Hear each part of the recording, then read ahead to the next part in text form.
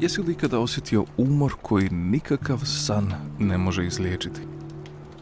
Osjećaj iscrpljenosti koji se ne povlači ni nakon vikenda provedenog u krevetu.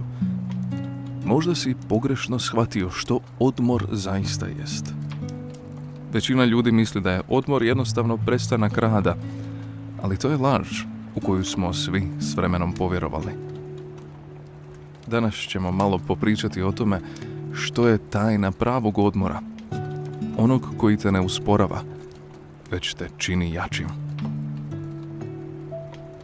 Prvi problem s kojim se susrećemo je kriva definicija odmora. U današnjem svijetu odmor je postao gotovo sramota. Ako nisi produktivan, ako ne radiš nešto korisno, ako se čak i dosađuješ, ne daj Bože, imaš osjećaj da gubiš vrijeme. I zato se odmaramo na način koji nas zapravo ne puni. Scrollamo po telefonu, gledamo serije, gledamo TV, izlazimo s prijateljima, ali se i dalje osjećamo umorno. Zašto? Jer pravi odmor nije bijeg, već svjesno vraćanje sebi. Zamisli dvojicu drvosječa. Prvi radi bez prestanka, neumorno zamahuje sjekirom, drugi svakih sat vremena uzima kratku pauzu i sjeda sa strane. Koji će posjeći više drveća? Mnogi bi statistički rekli prvi. Ali istina u realnosti je suprotna. Drugi drvosječa čak koristi pauzu da naoštri sjekiru. Njegovi zamasi su snažniji, precizniji i manje iscrpljujući. Njegova produktivnost nije smanjena, nego upravo suprotno. On radi pametnije, ne teže. Ista stvar vrijedi i za nas. Ako ne oštrimo svoju sjekiru, iscrpit ćemo se do točke pucanja. Što nam kaže, kako volimo nazvati, znanost? Što nam kaže mozak? Neuroznanstvenici su dokazali da mozak ne može ostati fokusiran duže od 90 minuta bez gubitka efikasnosti. Koncept poznat kao Ultradian Rhythms pokazuje nam da nakon svakih sat i pol rada treba pauza kako bismo se resetirali i resetirali mozak. Bez toga ne samo da postajemo manje produktivni, nego povećavamo razinu stresa i rizik od mentalnog sagorijevanja. Jedan od glavnih razloga za ovaj duboki, neizbrisivi umor je emocionalna iscrpljenost. Stanje kada naš um nosi previše tereta, čak i kad fizički ne radimo ništa naporno. Psiholozi poput Kristine Maslach, koja je proučavala sindrom sagorijevanja ili poznatije burnout, tvrde da tijelo i um nisu odvojeni. Kada smo pod kroničnim stresom, naše tijelo stalno proizvodi kortizol, hormon stresa, što može dovesti do osjećaja iscrpljenosti čak i nakon dugog sna. Ali još zanimljivije, nije samo stres taj koji nas umara. Egzistencijalni umor je koncept koji su istraživali filozofi poput Viktora Frankla, koji je primijetio da ljudi bez jasnog osjećaja svrhe često osjećaju dubok umor i bezvoljnost, dalo bi se čak reći apatiju, bez obzira na to koliko odmarali. Dakle, naravno ponekad nije problem u količini sna, već u onome što nas unutra prazni. I kakve su to sad vrste odmora koje nam trebaju?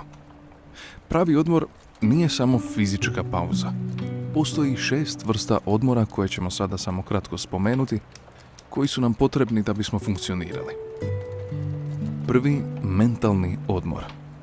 Gašenje distrakcija, svjesno mirovanje, što znači ona blažena korisna dosada.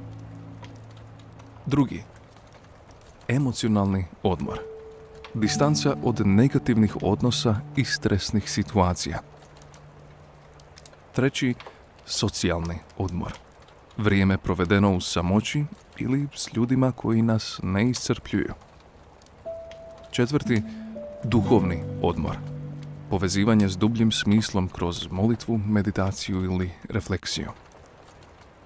Peti, osjetilni odmor. Smanjenje buke, ekrana i svih vanjskih podražaja. I šesti, kreativni odmor. bijeg iz rutine kroz umjetnost, prirodu ili različite inspirativne aktivnosti. Znači li sve to da je potrebno da putujemo na Bari i Maldive da bi se odmorili? Naravno da ne. Dovoljno je uvesti male promjene. Evo par konkretnih, specifičnih stvari koje se mogu napraviti u svakodnevnici. Isključiti telefon barem sat vremena dnevno. Možda čak i najbolje sat vremena prije spavanja. Ne koristiti ekran. Jesti bez ometanja televizije ili društvenih mreža. Prošetati bez slušalica, samo biti s prirodom. Znati reći ne stvarima koje te iscrpljuju. I to bez grižnje savjesti. Poštovati svoje granice. Kada uočite da ste dosegli onih svojih 90 minuta fokusa i pažnje, znati stati. I to nije znak slabosti, već mudrosti. I da sažmemo sve ovo s jednom, možda najvažnijom rečenicom, da odmor nije luksuz, nego potreba. On ne znači gubitak vremena, već povratak snazi. Ako naučiš kako se zaista odmoriti, nećeš samo izbjeći iscrpljenost, nego ćeš postati bistriji, fokusiraniji i moćniji u onome što radiš. Prava snaga ne dolazi iz stalnog rada, već iz sposobnosti procijeniti da znaš kada stati. Ako vam je ovo bilo korisno, ostavite like i komentar i podijelite s nekim tko uvijek kaže da nema vremena za odmor, jer vjerojatno upravo oni najviše trebaju čuti ovu poruku.